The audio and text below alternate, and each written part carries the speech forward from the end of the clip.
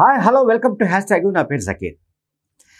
తెలంగాణలో 118 మంది ఎమ్మెల్యేలు ఉన్నారు అసెంబ్లీలో. సో 118 ఎమ్మెల్యేలలో వాళ్ళ పెర్ఫార్మెన్స్ పైన పీపుల్స్ పల్స్ అనే సంస్థ సౌత్ ఫస్ట్ ఆర్గనైజేషన్ కోసం ఒక సర్వే జరిపింది.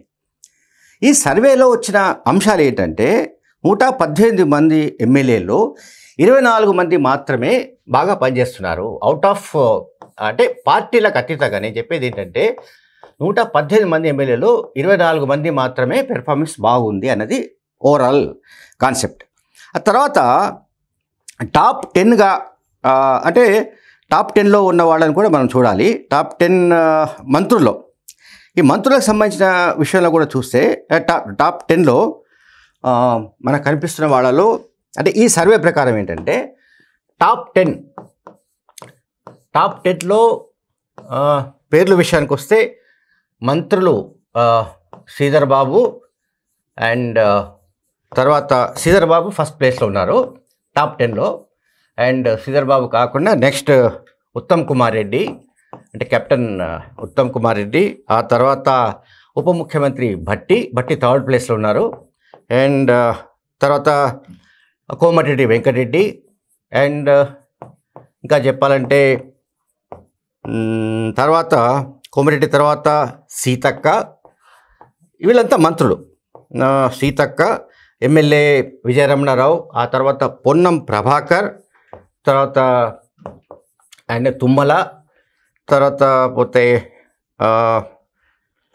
Bodhan MLA Sudarshan Reddy, Medak MLA Mynampally Rohit. వీళ్ళంతా టాప్ 10లో వస్తున్నారు. టాప్ 10 కాంగ్రెస్ ఎమ్మెల్యేలు.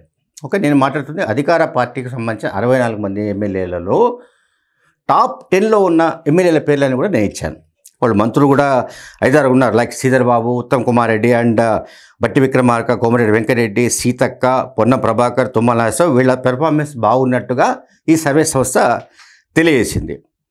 సో అలాగే బీఆర్ఎస్ ఎమ్మెల్యేలో టాప్ 1లో మాజీ మంత్రి హరీష్ రావు, సిద్దిపేట డిపెండ్ చేస్తున్న హరీష్ రావు కనిపిస్తున్నారు.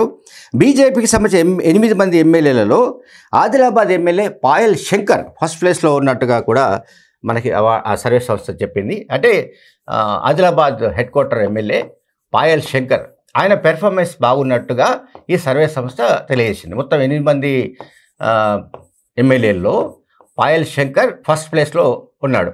ఇది 8 మంది టోటల్ బీజేపీ ఎమ్మెల్యేల్లో ఇక్కడ మనం చూడాల్సింది ఏంటంటే పాయల్ శంకర్ నెంబర్ 1లో ఉన్నాడు. మిగతా వాళ్ళు వేరే వేరే స్థానాల్లో ఉన్నారు. సో ఇప్పుడు ఇక్కడ టోటల్గా ఏంటంటే ఇక్కడ వాళ్ళు చెప్తున్నది అంటే ఈ సర్వే సంస్థ చెప్తున్న దాంట్లో బీఆర్ఎస్కు సంబంధించింది కూడా వాళ్ళు ఇచ్చారు. దాంట్లో ఇంకా కొంతమంది ఉన్నారు. అంటే బీఆర్ఎస్లో టాప్ 10 కూడా ఇచ్చారు. అందులో నేను ఇంతకుముందు చెప్పినట్టుగా హరీష్ రావు ఉన్నాడు. అట్లాగే బీఆర్ఎస్ ఎమ్మెల్యేల్లో అంటే 39 మంది ఎమ్మెల్యేలలో అంటే గెలిచిన వాళ్ళలో అంటే దాంట్లో 10 మంది కాంగ్రెస్ వైపు వెళ్ళారనుకోండి. సో టోటల్గా వాళ్ళు ఇచ్చిన దీంట్లో అందులో 12 మంది మాత్రమే బాగా పెర్ఫామ్ చేస్తున్నారు. 13 మంది ఎమ్మెల్యేల పనితీరు బాగాలేదని కూడా ఇచ్చారు. సో బీఆర్ఎస్ సంబంధించిన ఎమ్మెల్యేలలో 12 మంది ఓకే. సో ఇంకా 13 మంది మాత్రం పెర్ఫార్మెన్స్ పూర్ అనే ఇచ్చింది. 13 మంది ఎమ్మెల్యేలు ఏది మన బీఆర్ఎస్కు సంబంధించి. ఓకే సరే, ఇది ఇట్లా ఉంటే ఇంకా మనం చూడాల్సింది ఏంటంటే కాంగ్రెస్ ఎమ్మెల్యేస్ గురించి మళ్ళీ ఒకసారి చెప్పాలి. దీంట్లో ఆల్మోస్ట్ 36 మంది ఎమ్మెల్యేల పనితీరు బాగాలేదని వస్తుంది. ఇది చాలా ఇంపార్టెంట్ ఇష్యూగా కాంగ్రెస్ పార్టీ గమనించాల్సి ఉంది. ముఖ్యమంత్రి రేవంత్ రెడ్డి గ్రహించాల్సి ఉంది. అండ్ పిసిసి అధ్యక్షుడు మహేష్ కుమార్ గౌడ్ కూడా దీన్ని గుర్తించాల్సిన అవసరం ఉంది. సో ఎమ్మెల్యేల పనితీరు ఎందుకు బాగాలేదు ఏమిటనేది కూడా చూడాల్సి ఉంది. సో ఇక్కడ మనం చూడాల్సింది ఏమిటి, ఇక్కడ 36 ఎమ్మెల్యేలు 36 మంది ఎమ్మెల్యేలు అంటే సగానికంటే ఎక్కువ మంది ఎమ్మెల్యేలు. 64 మందిలో 36 మంది ఎమ్మెల్యేల పనితీరు బాగలేదన్నది సర్వే తెలియజేసింది. సౌత్ ఫస్ట్ కోసం ఈ పీపుల్స్ పల్స్ అనే సంస్థ చేసిన సర్వేలో 36 మంది ఎమ్మెల్యేల పనితీరు బాగలేదు. సో దీన్ని ఖచ్చితంగా వీలైనంత త్వరగా వీళ్ళను రిపేర్ చేయాల్సి ఉంది, అంటే సరిదిద్దాల్సిన అవసరం ఉంది. అదర్వైజ్ ఏంటంటే దీని ఎఫెక్ట్ నెక్స్ట్ ఎలక్షన్స్లో వచ్చే అవకాశం ఉంది. కనుక వీళ్ళలో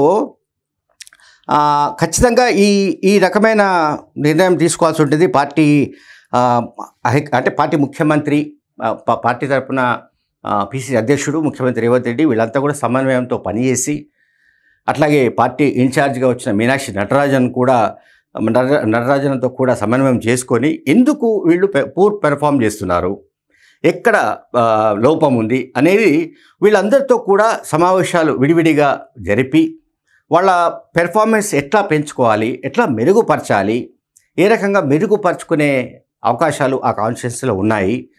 సో బీఆర్ఎస్ బీజేపీకి ధీటుగా కాంగ్రెస్ ఎమ్మెల్యేలు ఎట్లా పనిచేయాలి,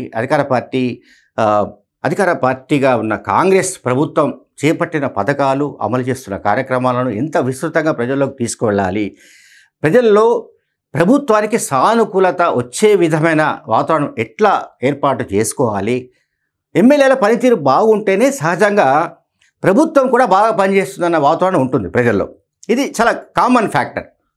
సో ఎమ్మెల్యేల పనితీరు బాగాలేదనుకోండి, అక్కడ దాని ఎఫెక్ట్ అక్కడున్న కాన్షియస్లో ఉన్న ప్రజల్లో ఆ ఎమ్మెల్యే పట్ల ఎట్లాగో యాంటీ ఇంకంబెన్సీ ఉంటుంది. అది అంతిమంగా మళ్ళీ రాష్ట్రంలో రేపు ఒక 3 ఏళ్ల తర్వాత జరిగే ఎన్నికల పైన కూడా ప్రభావితం చేసే అవకాశం లేకపోలేదు. Thank you very much.